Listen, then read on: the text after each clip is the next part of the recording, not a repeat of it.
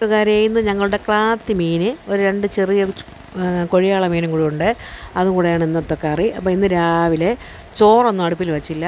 കുറച്ച് ചോറ് ഇന്നലത്തതും ഉണ്ടായിരുന്നു. അതിന് ഞാനൊന്ന് വടിക്കാമെന്ന് ചോദിച്ചു. രാവിലെ പുട്ടിന് വേണ്ടി പയർ അവിച്ചു. അതിൽ കുറച്ചെടുത്തൊന്ന് തോരനും വെച്ചു കേട്ടോ. അങ്ങനെ പുട്ടും പയറും പപ്പടമൊക്കെയാണ് ഇന്നത്തെ രാവിലത്തെ ബ്രേക്ക്ഫാസ്റ്റ്. ഇതിനിടയിൽ എൻ്റെ കൊച്ചുമോൻ എൻ്റെ അടുത്ത് വന്നിരുന്നു. തിരിച്ചവൻ അവൻ്റെ അമ്മയെ ഏൽപ്പിച്ചു. ഇങ്ങനെ അരിയൊക്കെ ഞാൻ വടിച്ചു.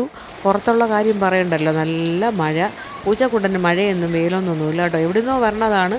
എന്നാലും ഞാൻ ആഹാരം കൊടുക്കും. അങ്ങനെ മീനൊക്കെ അറുത്ത് കഴുകി അരച്ച് കലക്കിയൊക്കെ അടുപ്പിൽ വച്ചു കഴിഞ്ഞു. അങ്ങനെ മീൻ കറി റെഡിയായി. അപ്പോഴേക്കും മഴ എൻ്റെ തുണികളെല്ലാം നനഞ്ഞു. പിന്നെ ഞാൻ പയറിന് വേണ്ടി ഒന്ന് ചതച്ചെടുത്തതാണ്. പയർ തോരൻ വയ്ക്കാം. കുറച്ച് പയർ നമ്മൾ പുട്ട് പയർ പപ്പടം ഇതൊക്കെ കഴിക്കാൻ വേണ്ടി എടുത്തു. കുറച്ച് പയറൊന്ന് തോരൻ വെച്ചു. ഒരു പടിക്ക് 2 പക്ഷി എന്ന് പറയുമ്പോൾ പയർ തോരനൊക്കെ വെച്ചാൽ എളുപ്പമാണ് അടുക്കളപ്പണി.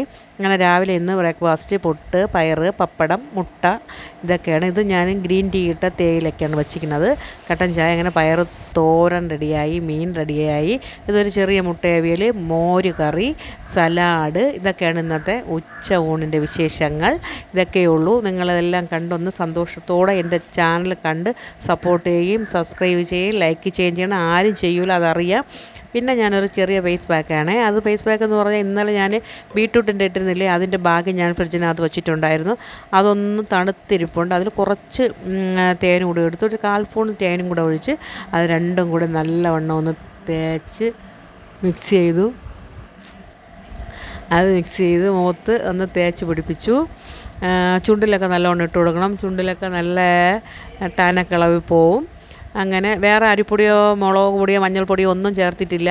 വെറും തേനും ബീട്രൂട്ടിൻ്റെ ജ്യൂസും മാത്രമാണ്. അതൊന്ന് കട്ടിയായിരുന്നു ഫ്രിഡ്ജിനകത്ത് വെച്ചിരുന്നത് കൊണ്ട്. നല്ല റിസൾട്ട് കിട്ടുന്ന സാധനങ്ങളാണ്. ഇതെല്ലാം ഉണ്ടാക്കി നോക്കണം. നമ്മൾ രാവിലെ തോരൻ വയ്ക്കാൻ എടുക്കുമ്പോൾ അതിൽ നിന്നൊരു കഷ്ണം എടുത്ത് അങ്ങോട്ട് അരച്ച് പിഴിഞ്ഞെടുത്ത് വാരി തേച്ച് പിടിപ്പിച്ച് ഒരു 10 മിനിറ്റ് കഴിയുമ്പം കഴുകിക്കളയുക. അത് നമുക്കൊരു നല്ല റിസൾട്ടിന് കണ്ടല്ല, നല്ല സൂപ്പർ റിസൾട്ടാണ്.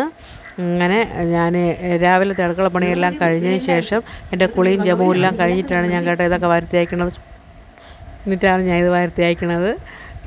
ഞാൻ കുളിച്ചതിന് ശേഷം ഇടണമെന്ന് പറഞ്ഞാൽ അതിൻ്റെ എഫക്റ്റ് പോവാതിരിക്കാൻ വേണ്ടി. സോപ്പൊക്കെ തേക്കുമ്പോൾ അത് പോകില്ല. അത് ഒരു ദിവസം കിടക്കാൻ വേണ്ടിയാണ് അങ്ങനെ ചെയ്യണത്. കണ്ടല്ല, സൂപ്പർ. താങ്ക് യു എല്ലാവർക്കും. Good morning.